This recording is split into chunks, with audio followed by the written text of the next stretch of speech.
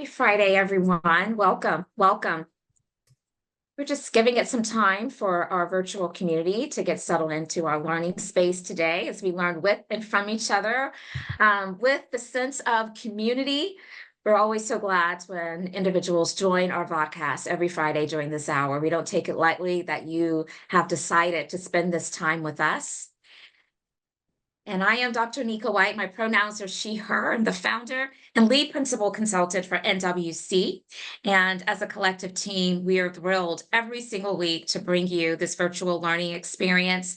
It's our way of giving back, helping people to deepen their knowledge and understanding of all things diversity, equity, and inclusion and belonging. And the vodcast very much is aligned with that vision because we intersect conversations of DEIB with leadership and business. And so we're so thrilled to have each of you here with us today.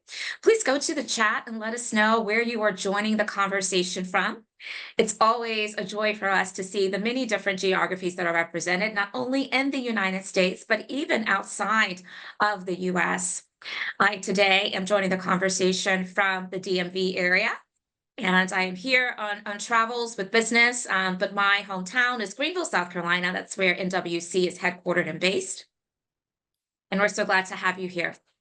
I also want to give a special shout out to those who are joining from LinkedIn Live. Well, we certainly have a live community of folks that like to be a part of our Zoom opportunity to engage directly. We also have a number of people that will catch the show on LinkedIn Live. And so whatever capacity in which you're joining today, we are thrilled, we're excited, we are grateful to have you.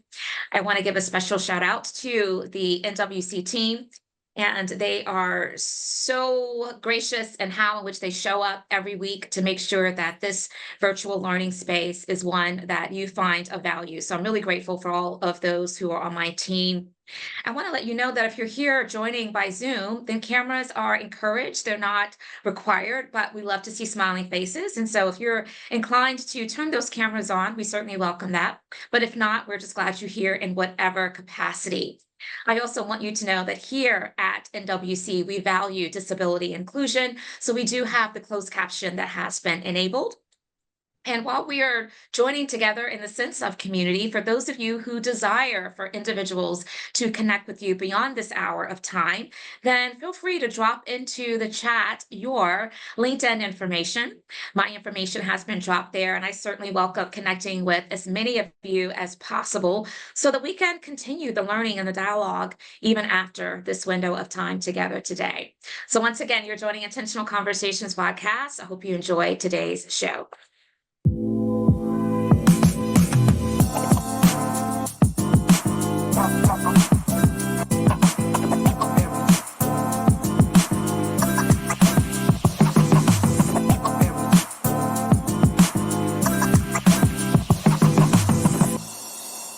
Let the conversations begin, indeed, and that's precisely what we are about to do. If you're just tuning in, you're joining Intentional Conversations VodCast, and I am your host, Dr. Nika White, pronouns she, her. As we normally do, I want to take you through some national observances that I think is important for all of us to be aware of. We are in the month of October, and October is Global Diversity Awareness Month. And so let's make sure that we're realizing that the dimensions of diversity extend beyond just maybe what we experience here in the US. They're much broader, much more depth to them. And so we have to make sure we're becoming a lot more sophisticated in how in which we talk about and define diversity.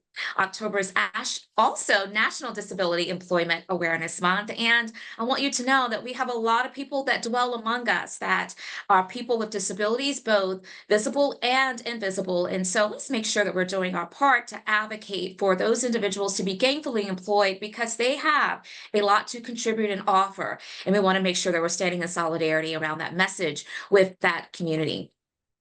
I also want to let you know that LinkedIn Learning is a tool that we have been engaging in for the past few years, and there are 4 courses that I have released so far. The latest one is entitled Addressing Hate Speech in the Workplace. Such an important topic. We need to be able to understand how to have civil discourse, the difference between free speech and hate speech. There is a difference. And right now is no better time for us to make sure that we are upskilling ourselves around this very topic. And so I hope you will check out that LinkedIn Learning course and share it with others that are in your network. Now, if you currently do not subscribe to our YouTube channel, I want you to know that we have new content that is released every single week. Not only do we have the replays of our Intentional Conversations VodCast, but we also have out there a ton of short clip videos as part of our Inclusion Uncomplicated video series. We release new content every single week. So if you want to just grab your cell phones and scan that QR code, it'll take you directly to the archive of those videos. And we do hope that you will subscribe and join us so that you can never miss any of the content that we're dropping week after week after week. Now, we are nearing the end of the year as we're now, of course, in Q4, and I will go ahead and let you know that for December, we'll be taking the month off from Intentional Conversations. That gives us an opportunity to begin building up our roster of co-hosts for 2025 and all of the preparations to just refine this experience.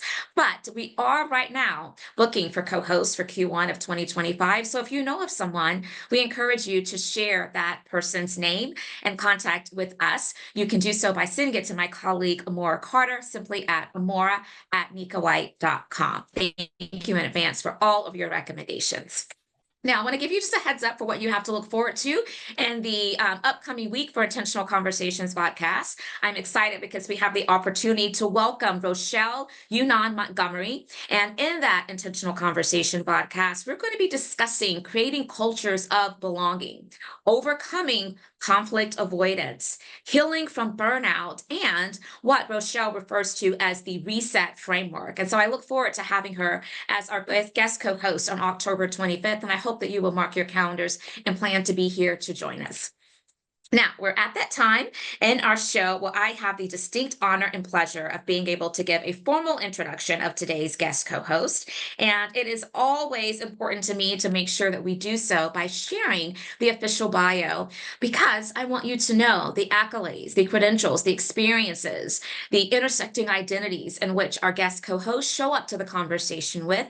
And so I do so by reading the bio, and I'm going to do that at this time.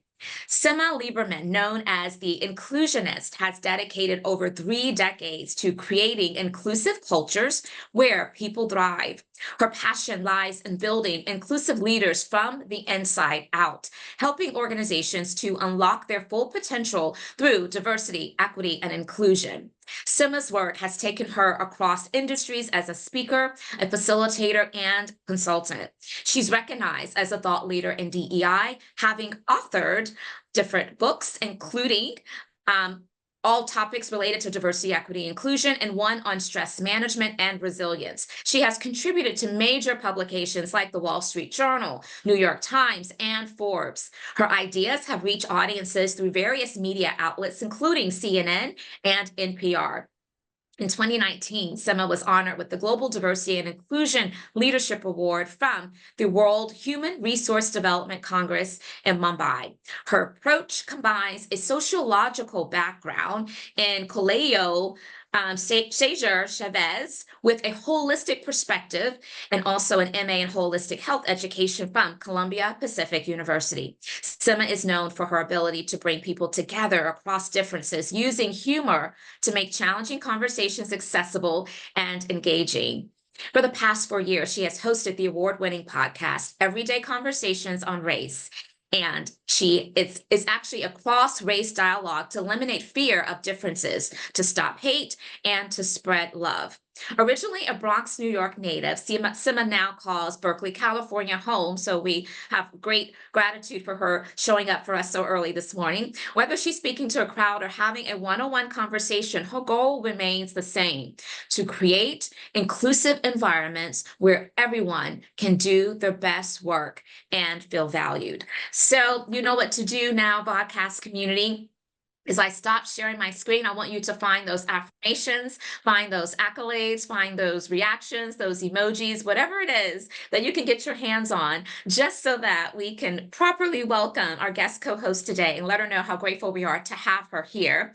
And Simma, we have a tradition here on the VodCast, and that is, before we release our guest co-host to greet the audience in whatever way they feel is appropriate, we often ask them to think about something that we would not know about them from hearing and reading your bio, which we just did, or from looking at your LinkedIn profile. So, welcome, my friend. It's so great to be reconnected, and I am so excited about this conversation. I am so excited to be here. Did I send you that bio? Because if you wrote it from me, I got to get a copy of it. If I sent it, I have to reread it. It What's is up? your bio, it's all of your credentials, it's all the things that makes you who you are and why we're so grateful to have you here today. Well, here's something that people would not know by looking at me is that two things. I'm very serious about weightlifting. I love I love being at the gym. I love working out. I hate when people say, "Oh, you're too skinny to lift those heavy weights, or you're too old." I'm like, no. I'm very serious about it, and I love music, every kind of music. I mean, I'm from classical to hip hop to rap to old school. I was listening to some 60s early 60s Motown yesterday, and doo-wop. I just love music. I love that about you. I feel like that when we first connected, I remember you sharing your love for all types of music, but this is the first time that I am being exposed to you sharing that you're really into weightlifting. I love that. I love the gym too, but I have to say that I like the totality of all the experiences, not just so much, yay, weightlifting, but I like all the things, whether it's a class, whether it's, maybe the cardio, but I love that about you. Thank you so much for sharing a little bit of insight. So we have about 50 minutes, and I want to make sure that we maximize every bit of our time.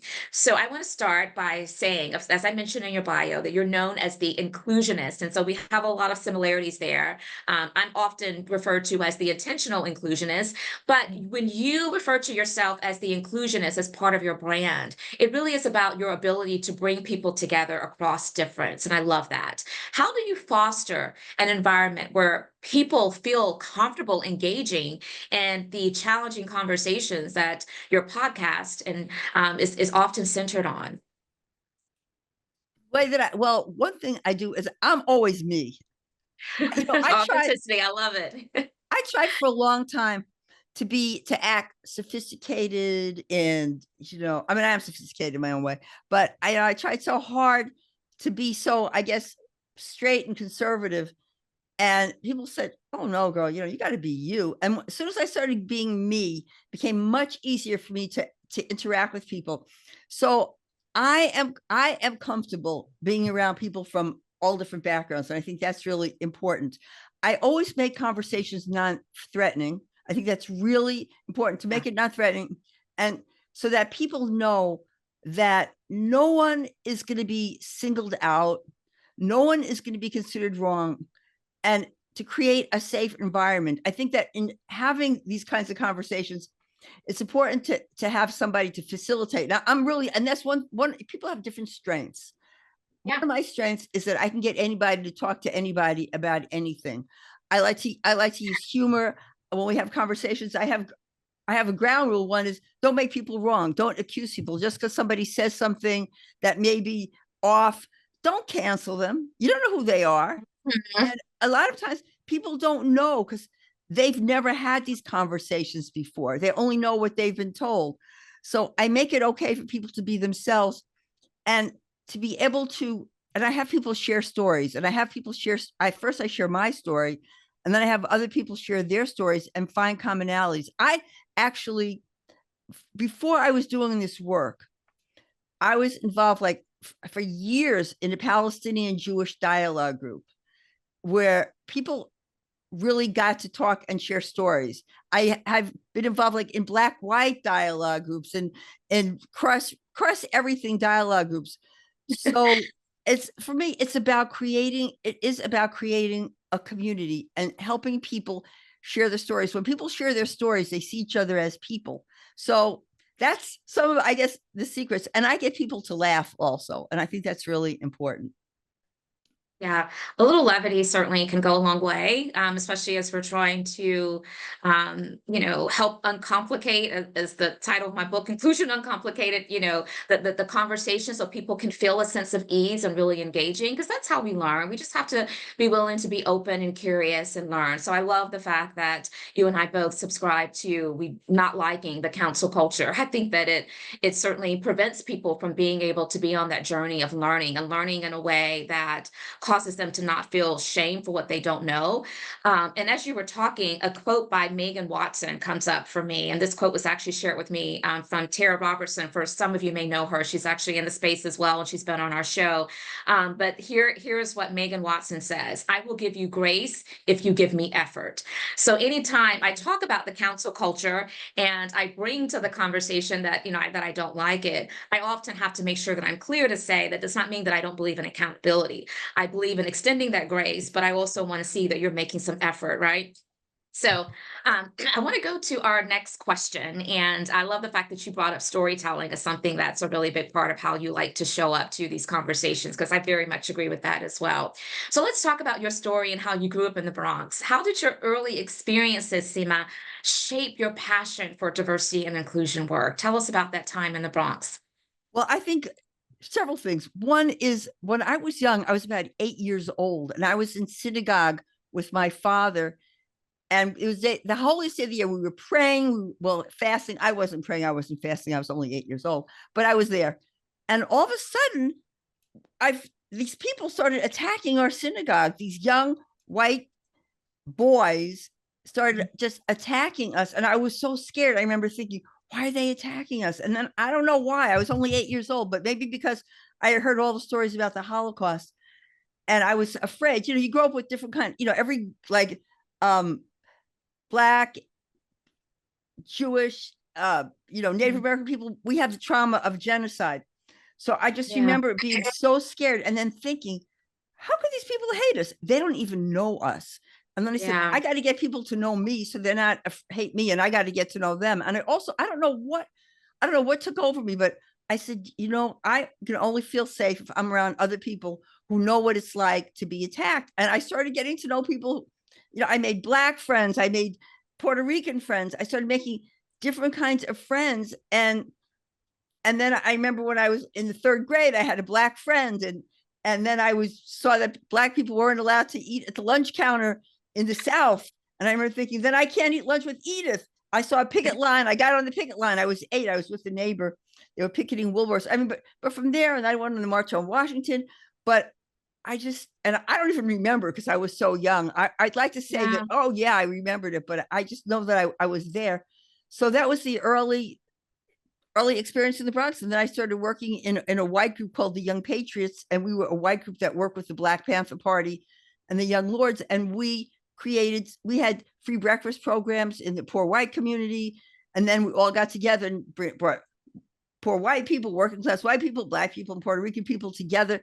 And that's when everything first started. I didn't know about the word diversity wasn't being used. Yeah.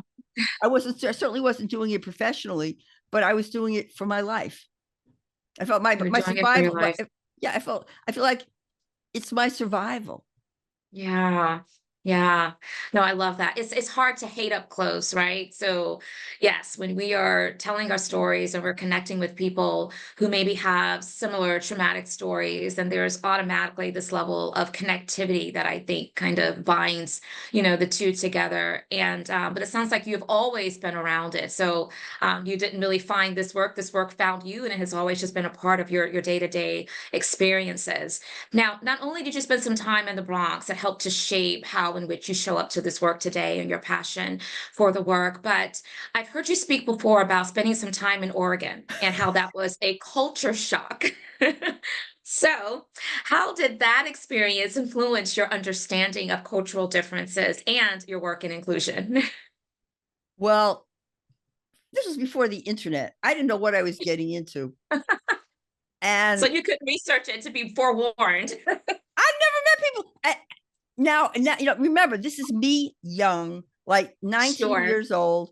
Yes. I didn't even know, I thought people like that only existed on the TV shows, on the comedy shows, because I didn't think people really were like that. So that was my bias. That was my bias. But I moved to Oregon, and we were still doing organizing. There was a Black Panther Party and a Young Patriots Party, and we worked with a group called the Brown Berets. And we had a group of people. We were white, Black, Latino, Arab. We had Palestinians in the group. We had people from Saudi Arabia in the group. We had Iranians. We had so many people in our group in this white community. And what we did was we brought people to us and we went to them. And it was a culture shock. It really was, because I thought everybody was going to be like me. Yeah. From the Bronx, and Yeah. I was when I was in the Bronx, my family didn't have a lot of money. I was one of the kids that hung out on the corner. I was a corner kid on the block, and people weren't hanging out on the block in Oregon. But I started learning. I learned a lot, and I taught people a lot. And then I moved from Oregon down to California, but it was a shock. Yeah, no, I can imagine. I can imagine. Thank you. And yes, that's where you're joining the conversation from today, where you reside, which is in California. So let's talk about your membership and involvement in the Diversity Community Exchange. And you facilitate dialogues among people with, vast different backgrounds. And so I want us to now delve into a little bit of what your strategies have been to help break down the barriers of difference between individuals to be able to have effective dialogue. Because one of the things you mentioned earlier, I'm going to call it a superpower. You talked about the importance of dialogue facilitation. And I do know that about you from your work. And so what are some of your strategies? Well, first of all, my strategy is what can I do to make people comfortable? Yeah. I was actually facilitating a class yesterday on reducing racial micro inequities. And I talked about that. And I said, we're going to get to know each other. And I talked about the difference between people who don't know because they've never had contact with people. I said, and then people who are, I said, now there are some professional haters that drink haterade every day. I'm not going to be able to help those people. You need an ex-haterade person to talk to those people. But you haterade every day. I just had to call that out. I like it. Yeah, they're just drinking haterade all day. Yeah. And my strategy is to, like I said earlier, is to make people as comfortable as possible and to let them know. And I say that it's not your fault that you don't know about different groups of people. I said, and science has shown that people tend to be more empathetic to people who they consider just like them.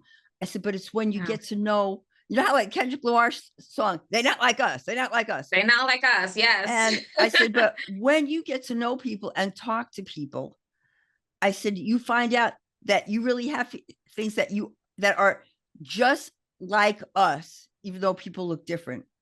And that I said, and today we're going to find some commonalities and we're going to talk about differences. And that's how I start. And I talk about, and I share with people the benefits of interacting with people who are different than them. And also the issues when they don't do that. And I say, it's about all of our survival. And it is right now. It's about all of our survival. Yeah. You've said that a couple of times today, and it's definitely resonating with me. It's about survival in many regards. And by the way, to our community here, if something is being said that's resonating with you, I do encourage you to use the chat, or if you're on LinkedIn Live, the comment section. That's a way to connect us and to extend kind of the sense of community. So you told us that you love music, all types of music, and I love that Kendrick Lamar has made his way to our conversation. This is probably maybe the first time in the history of Intentional Conversations, but it's great. But it just reminds me, you have that song. There is, I'm not going by the actual original lyrics, but just the portion where it says they're not like us. I think it's so powerful. In fact, just recently I did a keynote for Allstate, and that was my entering the stage song.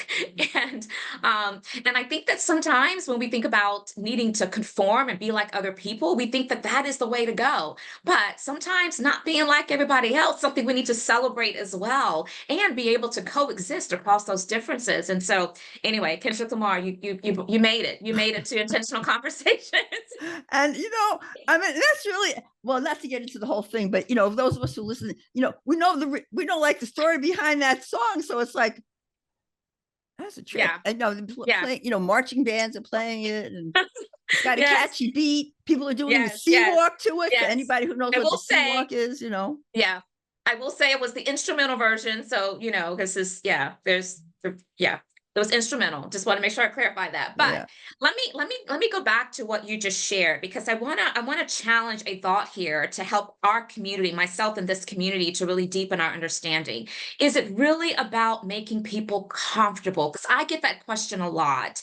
I tend to say I want to create an opportunity for people to be stretched and to be brave. And I call that out because these conversations aren't comfortable for a lot of people. And that's just the reality of it. So what do you say when someone says, well, Simma, why are we trying to make everybody feel comfortable? Comfort hasn't gotten us too many places. What are your thoughts on that? Yeah. I'll tell people in the beginning, I said, first of all, you're going to be uncomfortable.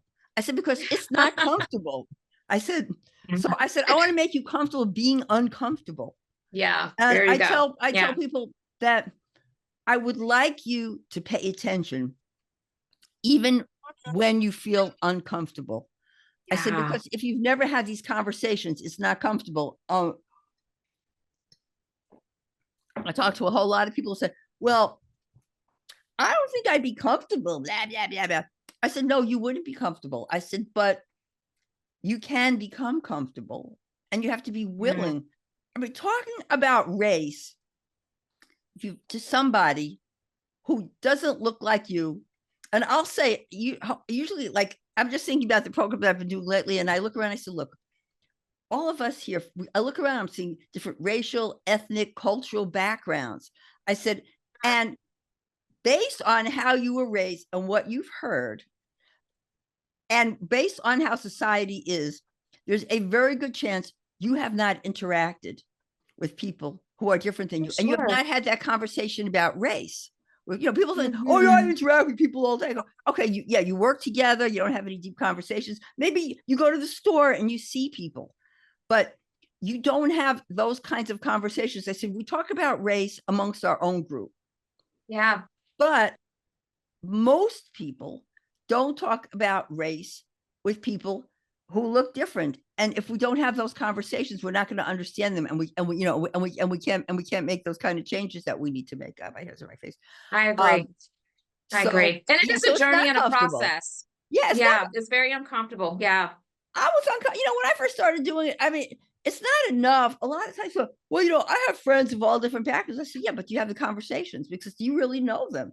Right, right. And that is a microaggression that I think a lot of people don't realize, to say, well, I have Black friends, or I grew up in a Black neighborhood. Does that mean that you now do not believe that racism can be possible, and that it's not real? It doesn't continue to happen and show forth. And so I think that the language is also really important. I want to talk now, Simma, about some very specific examples maybe that you can share with our community around where some of the work that you've done has created maybe a really significant cultural shift in an organization. I know that you've worked with major companies like Chevron and Motorola. So maybe there's some examples there, perhaps it's with a different organization, but what are some of those stories that we can be inspired from, where significant culture shifts have taken place? Well, there's the organizational and there's the individual, and individuals, of course, help create the culture, because individuals make the Right. culture. Individuals can change the culture. And of course, if you're the leader, that's where you really can change the culture. So we have to get to those people. But I was just thinking, when you asked me that question, I was thinking about an organization I work with. They were getting sued. They were getting sued all over the place. And at first, they didn't even tell us that they were being sued, and you got to look that up. You got to look up the company Yeah. and lawsuits. And Yeah. we were contacted by the CEO. The CEO was a white guy. He was actually fairly conservative, but he said, this is really cool. He said, we're having issues. And he said, I really want to know what's really going on. And Yeah. it wasn't because he was like a do-gooder. He wasn't a social justice person. He said, we want to expand our market. We want to reach more people from different cultures. And Mhm. what's going on now, what was actually really going on was that the Black people in the organization, they were leaving. We're Yeah. done. Because even them, they like do these marketing commercials that were so racist, but they thought just because they had Black people in it, I don't know. Mm. And they had issues with women. Mm. Well, so I didn't make the change by myself. I mean, I had a team with me because Sure. and we looked at what was really going on in the organization. We talked with people. We were able to get people to trust us. We did focus groups. We did individual interviews, and we sat down with the leadership team, and we got to know them. They got to know us, and we looked at what is really happening here. And we talked with the women. I talked with the women and people of color who had left the organization, because people aren't going to tell you why. Go, oh yeah, no, they left because they needed better hours. No, they left because you were racist. They left because you were sexist. They left because they were tired of being discriminated against and not getting hired. Not getting promoted.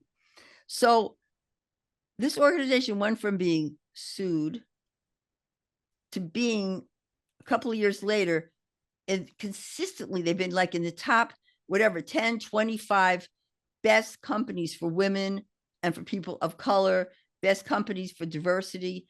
And I know it's because of the changes that we helped them make. And in fact, they got rid of one of the vice presidents who had said, well, you could tell, I have nothing against women. It's just maybe we're not hiring the right women. So that's why they haven't gotten promoted. No, we tried like 5 bazillion women and none of them have been good enough for you. But you could hire a mediocre white guy and that's okay. Yeah. So that was one change. And then I've seen individual changes. It was one guy, and he also helped create a change in his organization.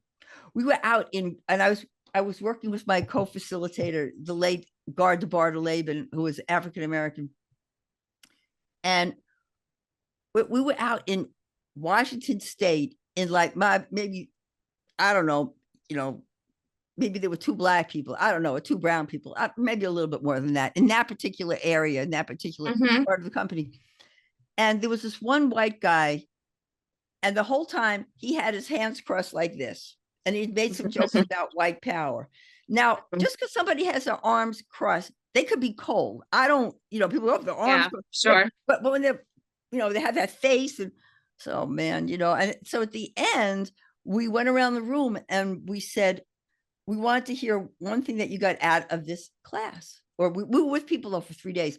And I remember Gar saying, oh man, I can't wait to hear what Gary's saying. I said, yeah, he probably won't say anything.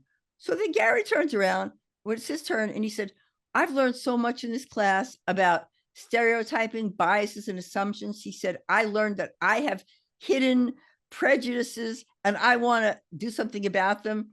He said, I want to go home and I want to teach my kids so they don't grow up with biases and prejudices like I did. And he said, and I want to talk to other people who have not taken this class and make sure that they take this class. Oh, I love that. So you were able to create an ambassador, an advocate then of the work and a believer. And that is really powerful. I think that sometimes when we are working with organizations, we always gravitate towards the quantitative kind of metrics or results, right? But we cannot underestimate the value and the power of the qualitative, how people are changing their mindsets, how they are beginning to show up differently. And I think that's critically important. So cultural shifts can occur both at the micro and the macro level. And I think that's important too, because sometimes we feel like I cannot attain this outcome and this vision that we have for this work because it's too daunting. And I often say, well, just start at someplace, make some improvements and let that give you the traction and the momentum to be able to go after maybe some loftier goals. But definitely definitely get in the game. Okay, so momentarily we are going to be shifting to invite our community to engage in the dialogue with us, Simma. And so if any of you have a question or comment that you would like to bring to the discussion, we invite you, if you're part of the Zoom community, to use the raise hand feature that lets us know that I can invite you to unmute yourself. And if your camera is on, I'll add you to the spotlight. You can address your question or comments directly. If you're on LinkedIn Live, we're not forgetting about you at all. You can go to the comments section. My team is watching that closely. We're bringing in over into the Zoom chat any of those sentiments, and we'll be sure to get to as many questions as we can. So while you're percolating on maybe what curiosities are bubbling up for you, I'm going to go to the next question for Simma. And I want to talk all things about your podcast. And again, it's called Everyday Conversations on Race for Everyday People. So, this is an opportunity to really encourage listeners to engage in meaningful conversations about race, which we've already established is not an easy dialogue to have. But what inspired you to start the podcast, and how has it really impacted your audience based upon maybe some of the anecdotal feedback that you're hearing or experiencing? Well, I think what inspired me was personally, I always like media, always want to be part of media. And I had been on somebody's show, the Michelle Meow show. It was an LGBT focused show, radio show on Clear Channel.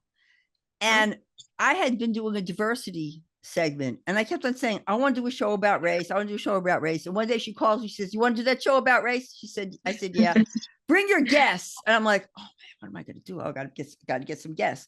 But one of the things that I did was, one, I have an interracial family. So what impacts them impacts me. And then a lot of my friends were calling from different, like Black friends who call and say, hey, so-and-so said this. You think it's racist? What do you think? And I'm like, I don't know. Okay. Yeah, it's racist or it's not racist. And then white people would call and go, hey, was I racist? And these are friends of mine. And I said, I got to get people together to have these conversations instead of just calling me, because sometimes I might give an answer, but it may not be the right answer, but I'll give an answer anyway. And people and friends were calling me, and I said, I gotta bring these people together. And also there were some friends I hadn't talked to in a long time. I said, hey, well, I want to, get them to be on the program too, to talk about some of the different issues. And that's what inspired me. And because I wanted to make a difference on a bigger scale. I looked around, and so many people who don't talk to each other, and I saw so many things happening on so many different levels. Like I've had people who were senior level people. Like I had this one guy who's a Black guy who was the vice president of a large pharmaceutical firm. And I had him come on, and I had him talk about what's it like to be a Black person who has all this power and prestige in an organization. Everybody's like looking up to you, but you're out on the street and you're just another Black man that police could attack or racist. What is that like? And he started sharing, about how when he was 11, he brought a gun to school because he was afraid. And so I wanted to get people's stories out, because I saw so many people making these assumptions about people who were different because they didn't know them. And first of all, it was getting on my nerves. And I said, I got to get people together. Like I had one show where a friend of mine, I don't know if you know Joel Brown, I had him. He was younger African-American man. And then I had Lieberman, who's Chinese American, who had done the film Color Affair. And I had them on the show doing a Black Asian conversation. And Joel talked about what he had heard growing up about Asian people. And then I talked about what he had heard growing up about Black people, and the fact that a Black man had killed his mother. And that was such an amazing show. And some of the differences I've seen, I did another show during the pandemic about COVID and how Asian people were being attacked. After that show, and they talked about the fact that a lot of older Asian women were afraid to go out and go to the store. And somebody who was listening, actually a Black woman called, and she said, I heard that show, and there's an older Asian woman in my building. She never goes out, and I think maybe she's afraid to go grocery shopping. So I'm going to knock on her door and ask her, can I take her grocery shopping so she won't be afraid?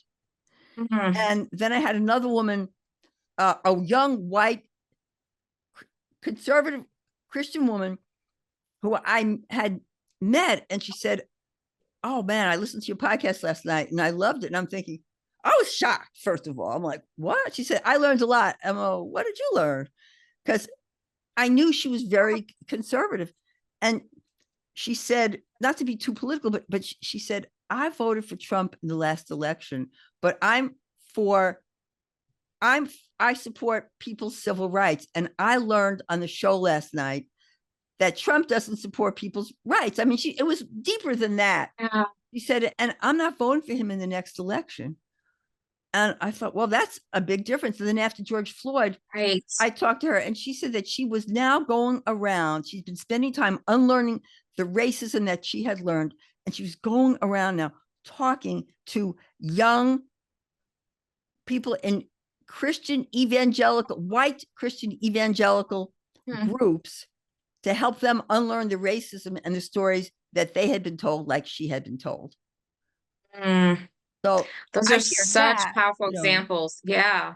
Such powerful examples. I mean, particularly about the individual that said, I have an Asian woman in my complex, and I don't see her out and about.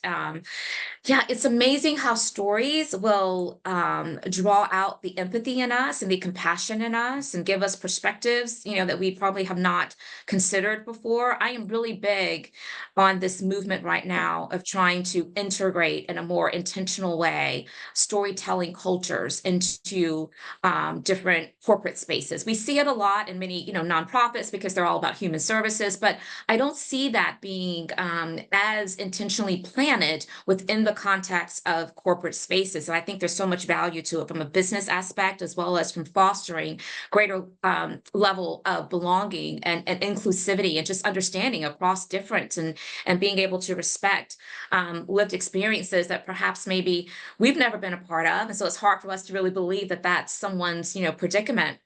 So I love that. There's so much to unpack about what you shared. You mentioned, and you were talking about your interracial family, and I wrote this down. What impacts them impacts me. And Simma, I just want to take a moment to just say, I wish more people would have that same attitude and mindset as it relates just to not just our family, but just difference in general. I think the reason that we're so passive, the reason that we're on the fence, the reason that we are so apathetic sometimes is because it's like, well, it's not affecting me, it's not impacting me, so who cares?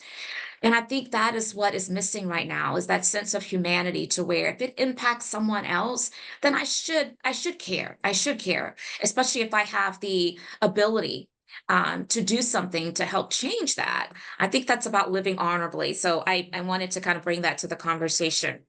Okay. Yeah, I just want to say one thing. I'm appalled. I'm absolutely appalled and disgusted at the level of inhumanity that I see and the lack of empathy that I see amongst people. That I don't see how somebody could say that they're a DEI consultant or whatever and not think about all the people that are dying right now in wars and not consider the human part of it.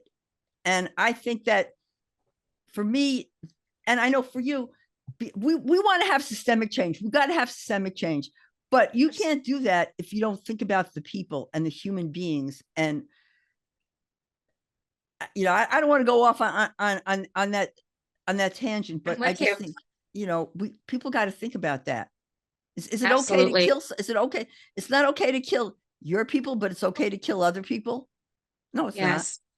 Yes. Yes, I totally agree with you. I think that empathy right now is not where it needs to be across all populations and all parties, and it's something that all of us can really upskill ourselves in, because it's so needed right now. It is so needed.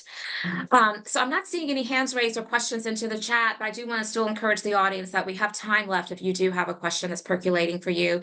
But I want to go to another topic, and this is related, of course, but I want to, because you've had 35 years, Simma, that is a long time to be in this space. And so I consider you kind of a pioneer.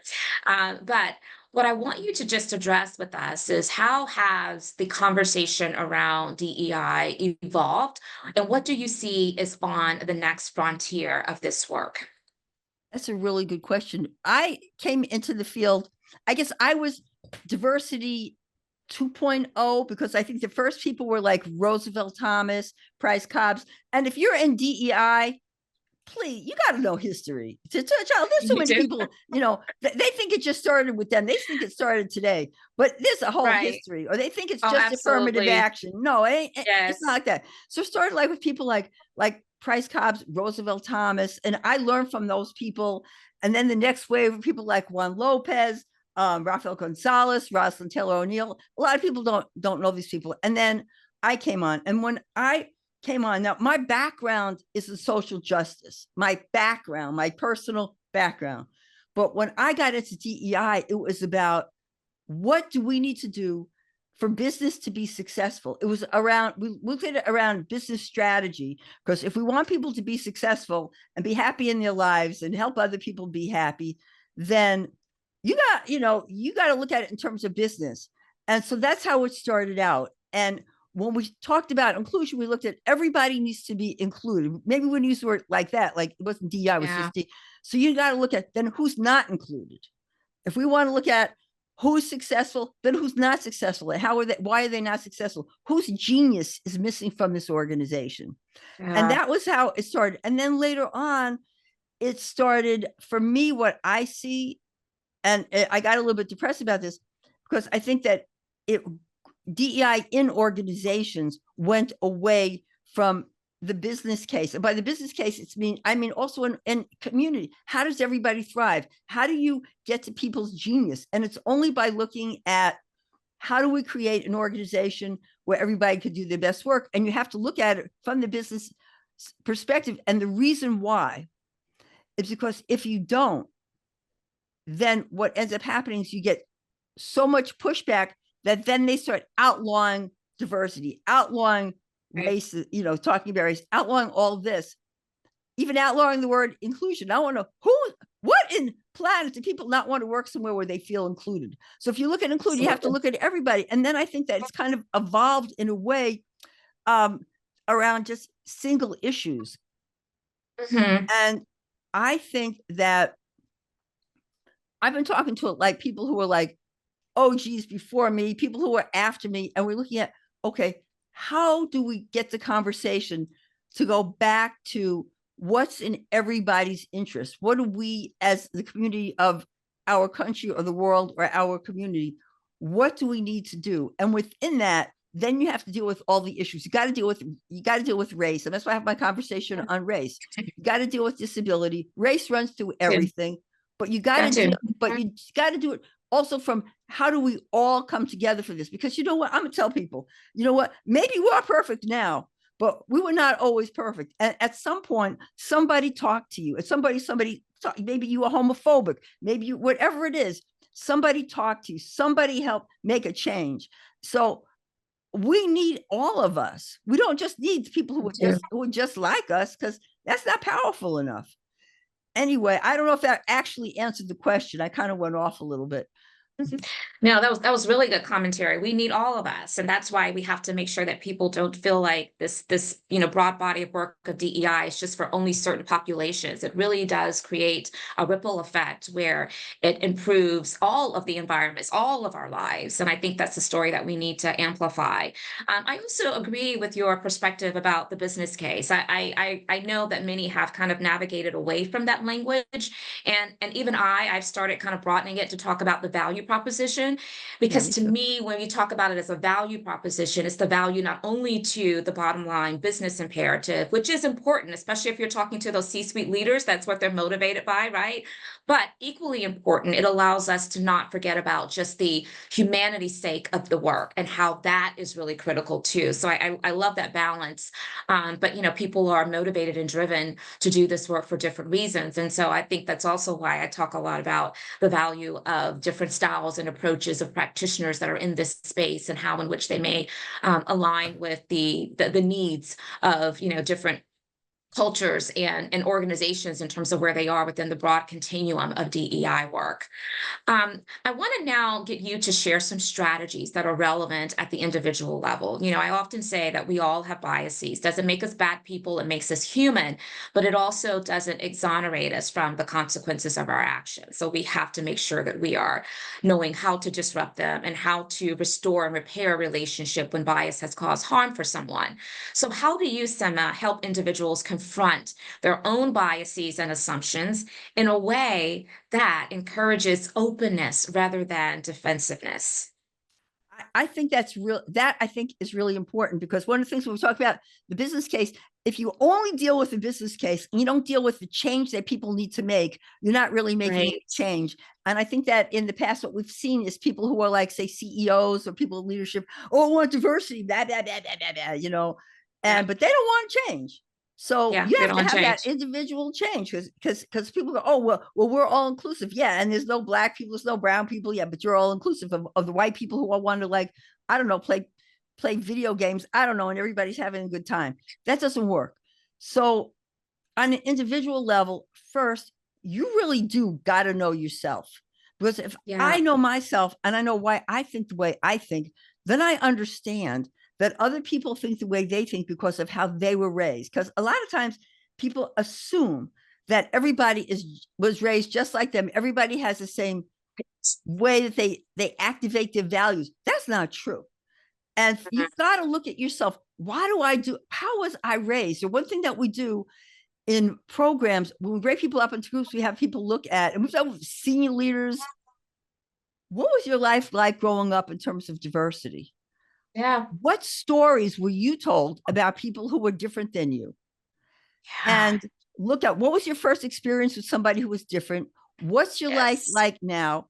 And what's important to you based on how you were raised? And realize not everybody has the same way of, everybody values respect. Not everybody has the same way of showing it. Is there a right way or wrong way? No, but what happens for many people, like example, I was listening to this guy tell me, well, I went to a black funeral and everybody was clapping their hands and blah, blah, blah, blah. And he thought that was wrong. He said, because I think it's a solemn occasion. I said, you may think I said, it is a solemn Yeah. occasion, but people have different ways of showing it, but they're still Yeah. showing the love.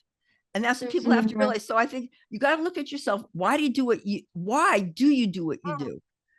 And look Mhm. at how you really see other people. Don't tell me I have no biases. Don't tell me they go, oh, I don't see color.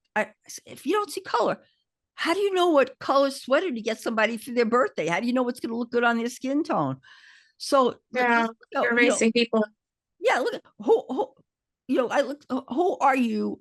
And then at least start, if you don't want to talk to anybody yet, read about different cultures. Now online, you could go online and learn about almost any culture. You could go on a So true. webinar, you could interact with people, but you have to do it. And then afterwards, think about what your thoughts were about those people. I have people, I say, the next 3 people that come through the door, if that are different than you, or you come through their door, whatever. What's your initial impression of them without screening it? What's your initial impression of them? I said, and they make up a different story about who they are. First, the initial impression, make up a different story. Look at other ways of options of how you see people, so that you could open your mind. Because a lot of times people's minds are so closed, even with evidence, they're still going to make oh no, but that's only because they're, or no, well, they're not like the other black people. They're not like the Yeah. other black people. Or you're different than, you're a good one. Yeah, yeah, yeah, yeah, yeah. So I'm Oh, not prejudiced. Excuse me. yeah. You know, Yeah, no, those are some triggering words, and indeed. And so I totally get your point there and sharing that commentary. So thank you. It reminds me of, as we were talking about bias, and again, we know that it's part of our human nature, but I was moderating a panel yesterday for Increased Diversity Summit, and a gentleman by the name of Val Boston, he said, we're not responsible for our first impression because that's our human nature, but we are responsible for our second, third, and fourth. And I just thought that was interesting because it is true. Sometimes our human nature will take our minds to a certain place, whether it's a generalization or stereotype, a bias. And, we can't necessarily control that oftentimes, but we can control how in which we allow whatever that thought is to then take place in terms of how in which we're interacting and making decisions and placing value on different people. And so there are some strategies to help us to prevent that from harming others. So we're quickly running out of time, but I have two more questions. And then the first one is, I want you to give us maybe one key lesson that you've learned through your work about the power of inclusive cultures and in helping organizations thrive. Well, just if you look at it from, well, there's the business, there's the environment. When you have an inclusive culture, people are more comfortable coming to work. They're more comfortable contributing, because if they don't feel included, well, not feeling included creates a mental health crisis. Really, people get mentally ill when they don't feel that they're when they don't feel that they're part of a community. So when you have, I always say, everybody wants to feel part of something greater than themselves. And when they come to work, no matter how long they've been at work, 1 hour, 2 hours, whatever, they want to feel part of something greater than themselves. They want to feel part of a community. And when you feel part of a community, that community of your company, people are willing to take risks.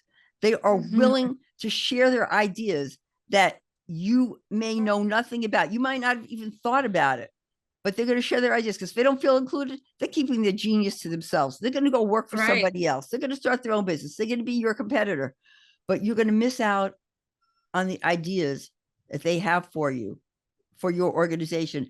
And without that inclusion, people end up getting into their own little silos. So people want to be around people who are like them. You know, you want to be comfortable with them, but then you have like people in different groups, and they hire people who are just like them.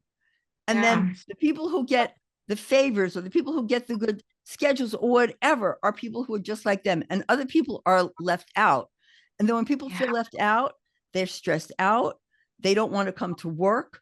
They certainly don't want to contribute. People say, well, how come they're not contributing? Blah, blah, blah, blah, blah. Yeah, because you made it that way. You made it so difficult. So if you're a leader of an organization, you have to be willing to be wrong. You have to be willing to shut up, listen to an idea, even if it's not your idea, and don't put people down because you disagree with them. But that's why inclusion is about creating a great workplace. And when somebody feels included at work, they try to make other people feel included. Yeah. So ripple effect, and they are able to show up authentically. They're able to contribute at a high level because they feel that sense of safety. They feel like they are well supported. They're able to operate in their zone of genius. And what organization does not want all of its people to operate within their zone of genius, right? So sometimes we have to just make it plain. It is an imperative that we are creating these inclusive cultures and environments. Well, we are just about out of time. I'm going to go to my last question, and I'll just go ahead and say my thank yous in advance, because I would love for you to be the sounding voice that leads us out of today's Intentional Conversation VodCast. So thank you to our community who joined. I appreciate you getting up so early on our behalf, and it was great to reconnect with you, Simma. So thank you so much for sharing your insights today. We're going to place into the chat information for people to connect with you, as well as information on your podcast. And again, as we've talked today, there's lots of great opportunities for people to really just deepen their understanding and knowledge of race-related type conversations. But you also have an event coming up that I want to give you a chance to share with each of us. And so you are certainly equipped and prepared to give us our final remarks for today. So close us out. I'm doing a workshop next week, and I don't know if I could actually find the link to even put in the chat. I'll have to send it to you. Okay, well, tell us about it. My team may be able to source it pretty quickly. It's for a group called Graphy, and I'm going to be speaking. It's a free webinar for coaches and consultants on cultural intelligence. So it's how to create relationships with people from different cultures, not only in the United States, but outside the United States. Because a lot of times, like, people who are coaches don't know how to coach people who are from a different culture, and it creates problems. But if you want to be effective, you got to know how to do it. You got to know how to talk to people to get the business, and consultants too. You have to know how to be able to interact with people who are different than you, and to be able to develop relationships and work effectively. And that's by learning how to be more culturally intelligent. Yes, it is. Absolutely. Great. Oh, never mind. I say one thing. I'm coming out with the second edition of my book, 110 Ways to Champion Diversity and Build Inclusion. Fantastic. Give us the date of that so we'll know when to be on the lookout for it. Well, I'm hoping it's out next month. Right now, Oh, it's being the cover's being formatted. okay. Okay, awesome. Well, again, all of your information is into the chat, so we'll be on the lookout for that, as well as more information about this upcoming free webinar around coaching and cultural intelligence. But thank you again so much for joining us today. Wishing you all a safe and healthy weekend. Hope to see you back next week for another episode of Intentional Conversations VodCast. Have a great weekend. Thank you.